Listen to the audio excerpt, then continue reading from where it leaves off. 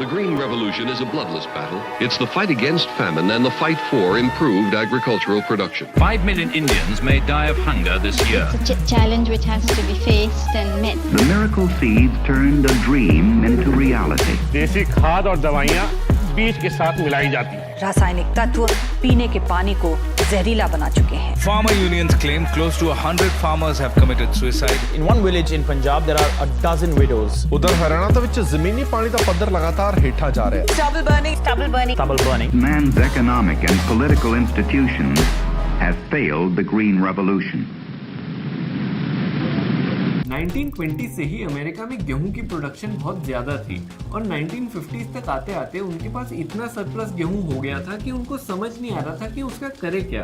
तो उन्होंने एक पॉलिसी बनाई जिसका नाम था पब्लिक लॉ 480 या PL 480, जिसके तहत वो अफ्रीका और एशिया के कई देशों के पास गए और उन्होंने कहा कि देखिए, आपको खाने की दिक्कत हो रही है तो क्यों ना हम आपको अनाज दें। तो हमारी सरकार को फिर ये आसान तरीका मिल गया इस जंजाल से निकलने के लिए कि डील ही नहीं करना पड़ेगा सरप्लस और डेफिसिट स्टेट्स के साथ, सीधा बाहर से पोर्ट पे आएगा गेहूं और जहां सप्लाई करना है वो दे दिया जाएगा। अब PL 480 फूड एड की खास बात ये थी कि अमेरिका ने ये लिटरली हमको मुफ्त में दिया। वो ऐसे कि वैसे अगर हमको कुछ इंपोर्ट करना होता तो हमको उसकी पेमेंट डॉलर्स में करनी पड़ती, पर नए नए आजाद देश के पास डॉलर्स थे नहीं और जो थोड़े बहुत थे वो हमें अपनी इंडस्ट्रियलाइजेशन के लिए चाहिए थे। तो अमेरिका ने हमसे बोला कि चलो आप रुपीस में ही पेमेंट कर दो और ये भी कहा कि ये सारे रुपए वो इंडिया में ही इन्वेस्ट कर देंगे।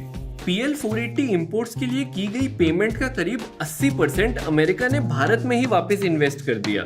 इसमें अमेरिका के दो फायदे थे। पहला ये कि उनको अपने सरप्लस गेहूं के लिए मार्केट मिल गई, नहीं तो वो पूरा बर्बाद जाता, और दूसरा ये कि उस वक्त कोल्ड वॉर चल रही थी और 1949 में माओ त्से-तुंग ने सालों की सिविल वॉर के बाद चाइना को पीपल्स रिपब्लिक ऑफ चाइना घोषित कर दिया था। माओ त्से-तुंग बोलने में काफी मजा आता है, Mao Tse-tung, Mao Tse-tung, Mao Tse-tung. Anyway, the communist took control of China. अब अमेरिका की तो फट गई। उन्होंने सोचा भाई एक एक करके सारी नई इंडिपेंडेंट एशियन कंट्रीज कहीं कम्युनिस्ट ना बन जाए, तो PL 480 के बहाने वो एक तरीके से हमको अपनी तरफ करना चाहते थे।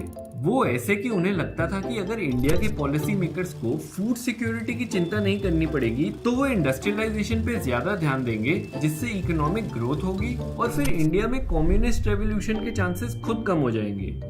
इसमें इंडिया को भी बहुत फायदा हो रहा था, ये हमारे लिए ऑलमोस्ट फ्री था। तो हमने सारे PL 480 फूड एड को अपने पब्लिक डिस्ट्रीब्यूशन सिस्टम में डाल के शहरों में सप्लाई करना शुरू कर दिया सस्ते में। मेन क्या था, ये खाना वहाँ के इंडस्ट्री के मजदूरों के लिए जा रहा था। उसको फिर क्योंकि आप एक तरीके से सस्ता खाना भी प्रोवाइड कर रहे हो, अनाज प्रोवाइड कर रहे हो, तो फिर आप अपने वेजेस को कम करके रख सकते थे। उस समय ऐसा हो जाता है कि हमारे पास 3-4 महीने की सप्लाई बस बची है PDS में सप्लाई करने के लिए और अमेरिका ने हाथ अपना पीछे खींच लिया है। तो हमें है कि अब हम कैसे करेंगे। टू मेक थिंग्स वर्स, 1965 में हमारा मॉनसून भी अच्छा नहीं गया, तो प्रोडक्टिविटी कम हो गई और अनसर्टेनिटी और बढ़ गई। तो उस समय एक धारणा बनी कि भारत तो भूखा नंगा देश है और ये अपने लोगों को खाना ही नहीं खिला सकता। To Calcutta, ships of the world bring grain to save the starving millions of Bihar. आप देखेंगे न्यूयॉर्क टाइम्स में उस समय, जो अमेरिका का बहुत प्रसिद्ध न्यूज़पेपर है, उसमें फोटो है कि जैसे दिखाया है भारत है और हाथ में वो भिखारी वाला बोल है और वो भारत आया है मांगने खाना अमेरिका से। पर अगर आप असलियत देखें तो असलियत में हमारे गांव के जो 85% लोग तो हमारे उस समय गांव में थे। जो शहरीकरण था वो 15% के करीब था। 5 में से 1 जन को हम सप्लाई कर रहे थे जो खाना आ रहा था अमेरिका से। तो ये कहना गलत होगा कि भारत अपने आप को खाना नहीं खिला सकता। बहरहाल अब PDS पे डिपेंडेंट शहरी पॉपुलेशन के लिए तो हमको PL 480 इंपोर्ट्स चाहिए ही थे। तो दिसंबर 1965 में C सुब्रमण्यम, जो उस टाइम पे हमारे एग्रीकल्चर मिनिस्टर थे, उन्हें अमेरिका भेजा गया PL 480 फिर से शुरू करवाने। इसी दौरान सरप्लस गेहूं की कमी की वजह से अमेरिका की फूड एड पॉलिसी में बदलाव लाया गया।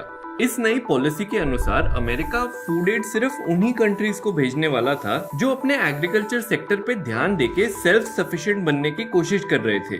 तो उन्होंने सी सुब्रमण्यम को बोला कि हम PL480 तभी कंटिन्यू रखेंगे जब इंडिया सेल्फ सफिशिएंट बनने की कोशिश करेगा, और उन्होंने इस बात पे जोर दिया कि हम अपनी खेती में मॉडर्न फार्मिंग टेक्निक्स जैसे पेस्टिसाइड्स, इरिगेशन, नए बीज और रासायनिक खाद भी इस्तेमाल करना शुरू करें। रासायनिक खाद क्यों हमें प्रयोग करना पड़ेगा? क्योंकि दुनिया में अमेरिका सबसे ज्यादा रासायनिक खाद बना रहा था, तो वो हमको रासायनिक खाद बेचना चाह रहा था। पॉलिटिकल इकोनॉमी उस टाइम का क्या था कि लड़ाई खत्म हो गई थी, अमेरिका और जर्मनी ऊपर लड़ रहे थे, उनकी कंपनियां स्टैंडर्ड ऑयल, IG फार्बर जहर बना रहे थे हिटलर के कंसंट्रेशन कैंप्स के लिए। 2 तरह के केमिकल्स जो हरित क्रांति में आए वो थे केमिकल फर्टिलाइजर्स, और वो ही प्रोसेस से बनते हैं explosives.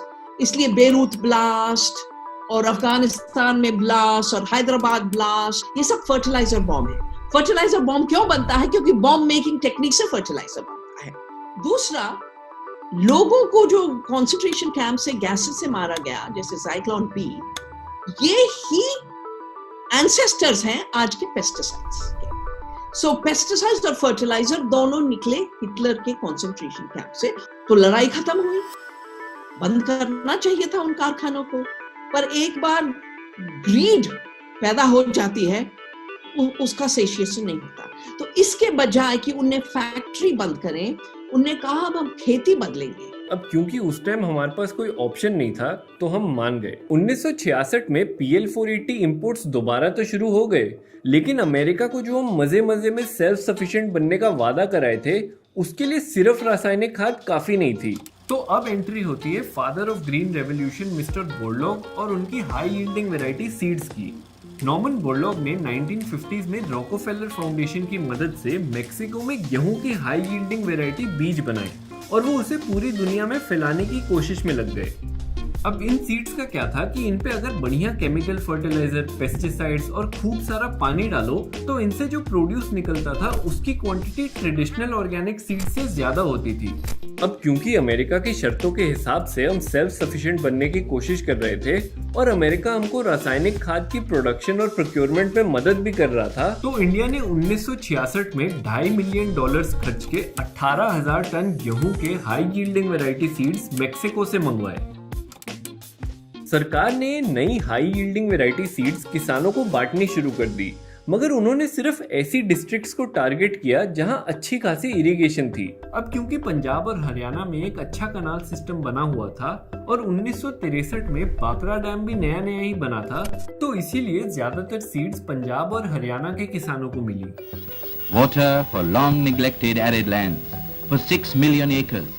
And 1 million kilowatts of electricity. अब सरकार को कोई तरीका चाहिए था किसानों को कन्विंस करने का जिससे वो अपने बीज छोड़ के ये नए बीज इस्तेमाल करना शुरू करें। सी सुब्रमण्यम को पहले ही समझ आ गया था कि फूड ग्रेन्स की प्रोडक्शन बढ़ाने के लिए सरकार को किसानों को कुछ इंसेंटिव्स देने पड़ेंगे। तो पहले तो सरकार ने सीड्स, फर्टिलाइजर, पेस्टिसाइड्स, पानी और बिजली किसानों को सब्सिडाइज रेट्स पे देना शुरू कर दिया। इसको इनपुट सब्सिडी कहते हैं। और तो और सरकार ने फूड कॉर्पोरेशन ऑफ इंडिया को एस्टैब्लिश और कहा कि ये सारा अनाज सरकार किसानों से खरीद भी लेगी।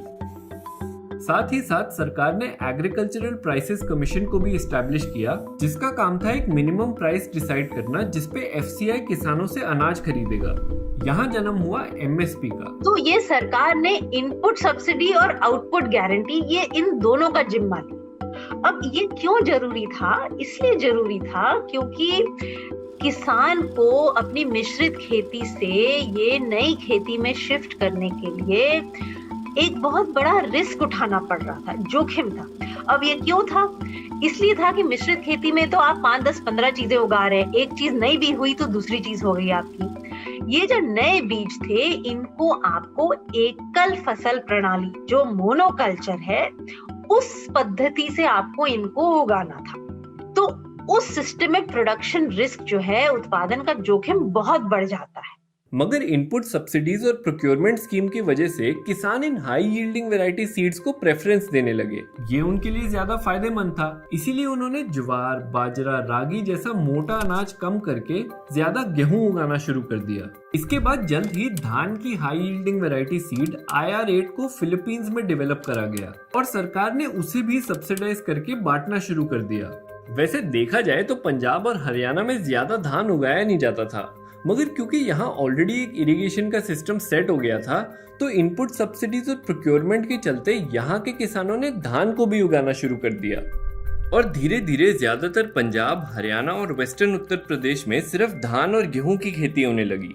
इंडिया की फूड ग्रेन प्रोडक्शन 1961 में 82 मिलियन टन से बढ़कर 176 मिलियन टन हो गई 1991 तक, और इसी के साथ हम फूड ग्रेन प्रोडक्शन में सेल्फ सफिशिएंट भी हो गए। सब्सिडाइज्ड गेहूं और धान की वजह से गरीबी और भुखमरी कम हो गई और किसानों की इनकम्स भी बढ़ गई, and everyone lived happily ever after.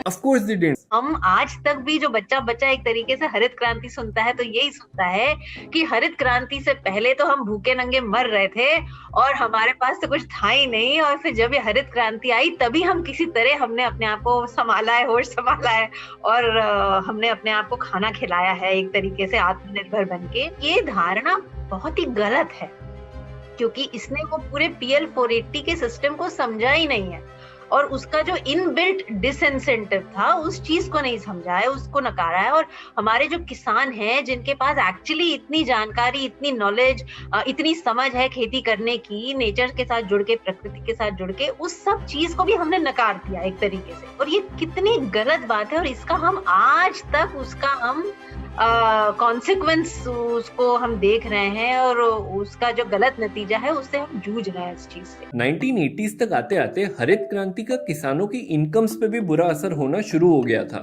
अब तक आप समझ ही गए होंगे कि इन हाई यील्डिंग वैरायटी सीड्स को बहुत सारा ऑफ फार्म इनपुट चाहिए। ऑफ फार्म इनपुट मतलब फर्टिलाइजर, पेस्टिसाइड्स और पानी।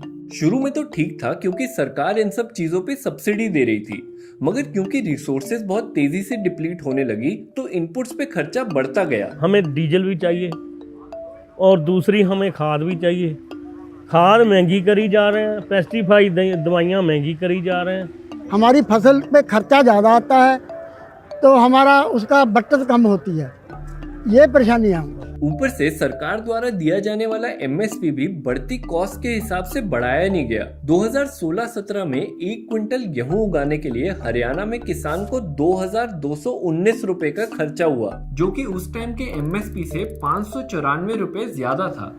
हम मिनिमम सपोर्ट दे विच 1920 रुपए में जब गेहूं बेचते हैं तब हमें सिर्फ लागत खर्चा और मेरे बच्चों की जो वहाँ गुड़ाई करते हैं वही पैसा मिलता है हमें, और कोई नहीं मिलता, हमें को प्रॉफिट नहीं है। MSP इज एक्चुअली नॉट जो किसान का हक बनता है, जो उसको मिलना चाहिए, but based on the external जो कंडीशंस है उसके तहत से ऐसा बैलेंस रखा जाता है कि भाई किसान को जैसे मेहरबानी नहीं होती है कि किसान को भी हम इतना दे दें। नेशनल कमीशन ऑन फार्मर्स या स्वामीनाथन कमीशन की 2006 की रिकमेंडेशंस के हिसाब से MSP कॉस्ट ऑफ प्रोडक्शन से 50% ज्यादा होना चाहिए, मगर इस कॉस्ट ऑफ प्रोडक्शन में जिसे C2 कहते हैं, फर्टिलाइजर, सीड्स, पानी वगैरह के खर्च के अलावा अनपेड फैमिली लेबर और rentals and interest on owned land and fixed capital assets भी इंक्लूडेड होना चाहिए। पिछले 10 सालों में लगभग सारी फसलों का MSP C2 प्लस 50% से काफी कम रहा है,